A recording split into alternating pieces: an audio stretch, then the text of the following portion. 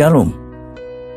Renungan kali ini berjudul, apakah bahasa roh ada sejak awal manusia di bumi? Oleh Evangelis Lokamanya Prawiro. Bahasa roh adalah bahasa yang bersih, pure language. Pertanyaannya, apakah bahasa roh ada sejak awal di bumi? Untuk menjawabnya kita dapat membaca Kejadian 11 ayat 1. Adapun seluruh bumi satu bahasanya dan satu logatnya. Seluruh bumi pada waktu itu memiliki satu bahasa. Bahasa apakah itu? Beberapa orang mengatakan bahasa Ibrani. Tetapi kitab Kejadian mencatat ketika Allah memanggil Abram yang kelak melahirkan bangsa Yahudi yang menggunakan bahasa Ibrani, baru dicatat dalam pasal selanjutnya, yakni pasal 12. Dan demikian, adanya satu bahasa dan satu logat di bumi terjadi sebelum Abraham. Itu berarti bahasa itu bukan bahasa Ibrani. Pada awalnya seluruh bumi memiliki satu bahasa dan satu logat.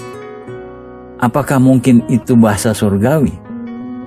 Allah menaruh Adam dan Hawa di Taman Firdaus, dan mereka berjalan dan berbicara dengan Allah setiap hari. Mungkinkah mereka berbicara dengan bahasa surgawi? Mungkin saja. Lalu mereka berbuat dosa, seluruh bumi menjadi berdosa. Allah mencoba memulai dengan Nuh. Mereka berbuat dosa lagi. Lalu dia memulai dengan bangsa Yahudi melalui Abraham dan menurunkan aturan-aturan hukumnya melalui mereka. Perhatikan, seluruh bumi memiliki satu bahasa. Lihat Kejadian 11 ayat 5-8. Lalu turunlah Tuhan untuk melihat kota dan menara yang didirikan oleh anak-anak manusia itu, dan ia berfirman, mereka ini satu bangsa dengan satu bahasa untuk semuanya. Ini barulah permulaan usaha mereka. Mulai dari sekarang, apapun juga yang mereka rencanakan, tidak ada yang tidak akan dapat terlaksana. Baiklah kita turun dan mengacau balaukan di sana bahasa mereka, sehingga mereka tidak mengerti lagi bahasa masing-masing. Demikianlah mereka diserahkan Tuhan dari situ ke seluruh bumi. Pikirkan ini, mereka memiliki satu bahasa dan Allah berkata, mereka mencoba membangun sebuah menara ke surga. Pertanyaan kita tak pelak lagi ketika membaca ini. Mengapa mereka mencobanya? Menurut kitab suci, karena mereka dapat melakukannya. Allah berkata, apapun juga yang mereka rencanakan, tidak ada yang tidak akan dapat terlaksana. Intinya, dia mengatakan, sebaliknya kita mengambil bahasa ini karena dengan bahasa ini, segala sesuatu dapat mereka lakukan. Apakah mungkin jika kita menggunakan bahasa ini, apa yang kita doakan tidak ada yang tidak akan dapat terlaksana? Mengapa? Karena kita tidak berdoa secara jiwani untuk kepentingan kedagingan kita, melainkan kita berdoa secara spiritual dalam roh. Apakah dapat dimengerti? Jiwa kita berdoa di alam intelektual, roh kita berdoa di alam spiritual, untuk anak-anak kita, untuk perkawinan kita, dan tidak ada yang tidak akan dapat terlaksana jika kita berdoa dengan satu bahasa ini. Lalu karena mereka memiliki bahasa ini, Allah berkata akan mengambil bahasa itu dari mereka, dan Allah mengambilnya dari manusia, dan sejak saat itu, semua bahasa-bahasa baru di bumi dibentuk. Inilah asal-usul mereka. Mari kita lihat ayat lain dalam kitab Sefanya yang berbicara tentang kedatangan Yesus Kristus dan Roh Kudus. Sefanya 3 ayat 9. Tetapi sesudah itu aku akan memberikan bibir lain kepada bangsa-bangsa, yakni bibir yang bersih, supaya sekaliannya mereka memanggil nama Tuhan, beribadah kepadanya dengan bahu-membahu. Dalam Alkitab King James Version, for then will I turn to the people a pure language, that they may all call upon the name of the Lord to serve him with one conscience. Kisah Para Rasul 2 ayat 1. Ketika tiba hari Pentakosta, semua orang percaya berkumpul di satu tempat. And when the day of Pentecost was fully come, they were all with one accord in one place. Dalam kitab Sefanya 3 ayat 9 ditulis, one consent. Begitu pula dalam Kisah Para Rasul 2 ayat 1 ditulis, one accord, yang artinya dalam satu iman. Bukan satu kebetulan pencurahan Roh Kudus disebutkan paralel dalam Sefanya dan Kisah Para Rasul. Sefanya berbicara tentang kedatangan Roh Kudus.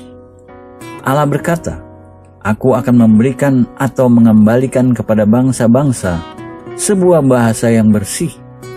Perhatikan dalam Alkitab King James Version, dia tidak mengatakan akan menciptakan. Dia katakan dia akan mengembalikan. Will I turn? Aku akan mengembalikannya kepada bangsa-bangsa. Plural, semua bangsa-bangsa, semua dialek, semua bahasa-bahasa yang aku ciptakan dalam Kejadian 11 ayat 1. Aku akan mengembalikan bahasa yang tidak ada, yang tidak akan dapat terlaksana kepada mereka. Dan aku akan memberikan mereka sebuah bahasa yang bersih. Hanya ada satu bahasa yang tidak mengandung kata-kata kotor, tidak senonoh, dan carut-marut. Dalam setiap bahasa di bumi mengandung itu semua.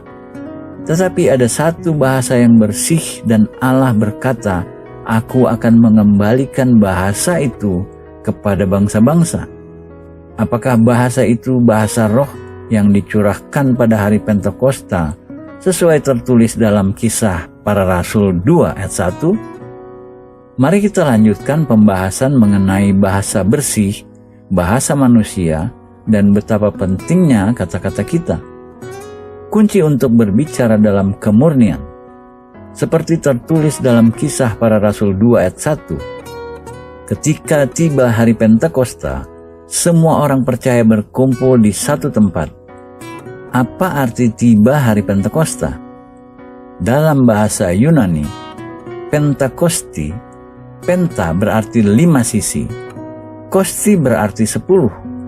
Dengan demikian, Pentakosta berarti 50, atau tepatnya 50 hari sejak hari Sabat pertama sesudah Paskah. Alasannya Allah Bapa melakukan itu karena ia menginginkan tepat 50 hari setelah kebangkitan anaknya. Jadi ketika dikatakan hari Pentakosta tiba, artinya tepat di hari ke-50. Seperti dinyatakan dalam Kisah Para Rasul 2 ayat 1, ketika hari Pentakosta tiba, semua orang percaya berkumpul di satu tempat. Ayat 2, tiba-tiba turunlah dari langit suatu bunyi seperti tiupan angin keras yang memenuhi seluruh rumah di mana mereka duduk. Ayat 3, dan tampaklah kepada mereka lidah-lidah seperti nyala api yang bertebaran dan hinggap pada mereka masing-masing. Ayat 4, maka penuhlah mereka dengan Roh Kudus. Lalu mereka mulai berkata-kata dalam bahasa-bahasa lain, seperti yang diberikan oleh Roh itu kepada mereka untuk mengatakannya. Bahasa Yunani untuk bahasa lidah adalah glosa, yang berarti bahasa. Mereka mulai berkata-kata dalam bahasa-bahasa lain. Jadi ada beberapa hal yang perlu disimak. Bahasa lidah adalah sebuah bahasa. Berbicara dengan bahasa lidah bukan bicara merepet. Menurut Alkitab, bahasa lidah adalah sebuah bahasa. Lihat Kisah Para Rasul 2 ayat 5 dan 6. Waktu itu di Yerusalem diam orang-orang Yahudi yang saleh dari segala bangsa di bawah kolong langit. Ketika turun bunyi itu, berkerumunlah orang banyak. Mereka bingung karena mereka masing-masing mendengar rasul-rasul itu berkata-kata dalam bahasa mereka sendiri. Bahasa mereka sendiri dalam bahasa Yunani berarti dialek. Setiap orang mendengar rasul-rasul itu berbicara dengan dialek bahasa mereka. Seperti disebutkan di atas, berbicara dengan bahasa lidah yang menurut Alkitab adalah sebuah bahasa. Karena pada hakikatnya, bahasa lidah adalah sebuah bahasa. 3 mitos mengenai bahasa lidah. Pertama, rasul-rasul mulai berbicara dalam bahasa mereka sendiri dengan fasih sejak hari pertama. Orang-orang mengatakan itu yang dilakukan rasul-rasul pada hari Pentakosta. Itu sesungguhnya tidak benar. Sebab dalam ayat itu tidak dikatakan rasul-rasul berbicara dalam bahasa mereka sendiri dengan fasih. Yang dikatakan orang-orang itu mendengar bahwa rasul-rasul berbicara dengan fasih dalam bahasa mereka sendiri. Itu mujizat yang terjadi pada hari itu. Mereka menyerahkan lidah mereka kepada Roh Kudus, menyerahkan lidah kepada Allah. Tidakkah menakjubkan bahwa yang pertama diubah oleh Roh Kudus ketika Ia datang adalah lidah manusia, dan mereka harus bekerja sama dengan Roh Kudus? Kita pada awalnya tidak dapat bicara fasih dalam bahasa apa saja. Jika kita ingin berdoa dalam bahasa roh sebagai orang percaya, kita bisa, tetapi kita tidak akan fasih pada awalnya. Namun, Bapa di surga tetap senang. Ia senang jika kita mencobanya. Mitos kedua, kita tidak bisa mengendalikan bahasa lidah. Bagaimana dengan karunia mengajar? Apakah kita bisa kontrol karunia mengajar? Sudah pasti bisa. Apakah kita bisa kontrol karunia bernubuat? Sudah pasti bisa. Sebenarnya tergantung kepada kita sendiri. Jadi, kita bisa mengendalikan karunia-karunia yang lain tergantung pada kehendak kita untuk bekerja sama dengan Roh Kudus. Mitos ketiga, bahasa lidah akan keluar dari kita pada suatu hari. Itu tidak benar. Kita harus memulai sendiri, mengambil langkah iman dan berinisiatif. Bahasa lidah adalah bahasa roh. Ini sangat penting. Seperti disebutkan sebelumnya dalam 1 Korintus 14 tentang bahasa roh. Dalam 1 Korintus 14 ayat 2, siapa yang berbahasa roh tidak berbicara kepada manusia, tetapi kepada Allah. Sebab tak seorang pun mengerti bahasanya. Oleh roh ia mengucapkan hal-hal rahasia. Jelas bahwa Paulus mengatakan siapa yang berbahasa roh tidak berbicara kepada manusia, tetapi kepada Allah. Sebab tak seorang pun yang mengerti bahasanya. Dia yang berkata-kata dengan bahasa lidah berkata-kata dalam roh. Ada 2 ayat dalam 1 Korintus 14 yang dapat menolong kita mengerti tentang berdoa dalam roh lebih dari ayat-ayat lain di Alkitab. Ayat-ayat tersebut sangat jelas. Dalam 1 Korintus 14 ayat 14-15, sebab jika aku berdoa dengan bahasa roh, maka rohkulah yang berdoa, tetapi akal budiku tidak turut berdoa. Jadi apakah yang harus kubuat? Aku akan berdoa dengan rohku, tetapi aku akan berdoa juga dengan akal budiku. Aku akan menyanyi dan memuji dengan rohku, tetapi akan menyanyi dan memuji juga dengan akal budiku. Jika aku berdoa dengan bahasa lidah, yang adalah pilihan pribadi, maka rohkulah yang berdoa. Tetapi pengertian dalam pikiranku tidak menghasilkan apa-apa. Aku tidak mengerti apa-apa dalam pikiranku, hanya melakukannya karena taat. Lalu apa kesimpulannya? Perhatikan dengan seksama. Jika aku berdoa dengan bahasa roh, sudah pasti aku berdoa dengan bahasa lidah. Aku bisa berdoa dengan roh, dan aku juga bisa berdoa dengan pengertian, pikiran, dan bahasa. Aku berbicara. Aku bisa menyanyi dengan roh, dan aku juga bisa menyanyi dengan pengertian dan pikiranku. Itu jelas. Paulus berkata, jika aku berdoa dengan bahasa lidah, rohku pun berdoa. Itu Alkitabiah. Jadi apa kesimpulannya? Aku berdoa dengan roh yang adalah bahasa lidah, dan aku berdoa dengan pengertianku, dengan pikiranku. Pikirkan berapa banyak orang hanya berdoa dengan pengertian pikiran mereka. Berapa banyak doa-doa kita yang tidak dijawab karena kita hanya berdoa dengan pengertian pikiran kita. Mungkin Roh memiliki lebih banyak pengertian dibanding yang kita miliki tentang situasi kita.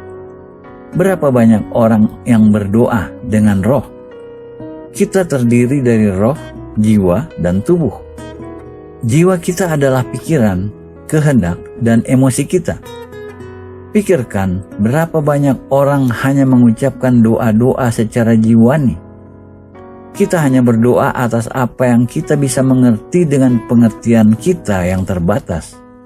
Namun Paulus berkata, ketika aku berdoa dengan roh, ini rasul terbesar yang pernah hidup. Aku berdoa dengan bahasa lidah. Aku harap kamu semua berdoa dengan bahasa lidah.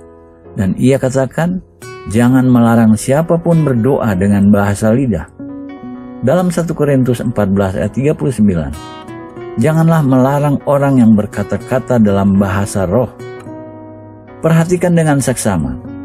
Menakjubkan, Paulus mengatakan jangan melarang karena pengaruh-pengaruh teologi mereka sebenarnya tidak mentaati ayat itu. Itu sebuah ayat dalam Alkitab, dan ketika dikatakan ia rasul terbesar, bukan hanya rasul terbesar, tetapi Roh Kudus berbicara melalui rasul terbesar. Aku harap kamu semua melakukan ini. Aku melakukan lebih dari kamu semua. Ini menakjubkan. Rohku berdoa dan apa yang terjadi? Ini bagian dari perlengkapan senjata Allah. Dalam Efesus 6, banyak orang membaca dan berhenti sebelum ayat terakhir, ayat 17 dan 18. Dan terimalah ketopong keselamatan dan pedang roh, yaitu firman Allah, dalam segala doa dan permohonan. Berdoalah setiap waktu di dalam roh, dan berjaga-jagalah di dalam doamu itu dengan permohonan yang tak putus-putusnya untuk segala orang kudus. Bagian dari perlengkapan kita adalah berdoa dalam roh. Yudas 1 ayat 20 menyebut, akan tetapi kamu, saudara-saudaraku yang kekasih, bangunlah dirimu sendiri di atas dasar imanmu yang paling suci, dan berdoalah dalam Roh Kudus. Banyak orang percaya membangun benteng dalam pikiran mereka karena ajaran dari beberapa denominasi. Walaupun tidak semua, ini mengherankan. Orang-orang diajarkan bahwa bahasa lidah itu roh jahat. Itu berasal dari iblis. Bagaimana kita menanggapinya? Bagaimana mereka sampai pada pendapat bahwa yang diajarkan sebagai karunia Roh Kudus adalah dari roh jahat? Ini sangat mengherankan, sulit untuk dimengerti, di luar akal sehat. Mengapa begitu banyak kontroversi tentang ayat ini? Karena hidup dan mati kita berada dalam kuasa lidah.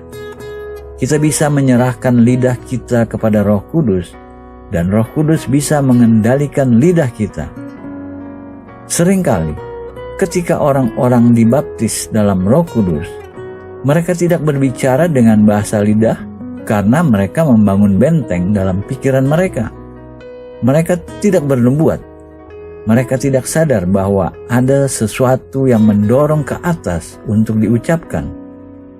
Dalam keadaan tenang membaca Alkitab dan berdoa, dan ketika hadirat Allah datang, bukan saja mulut kita dan mulai mengucapkan suku kata yang kita tidak mengerti, kita serahkan lidah kita kepada Roh Kudus.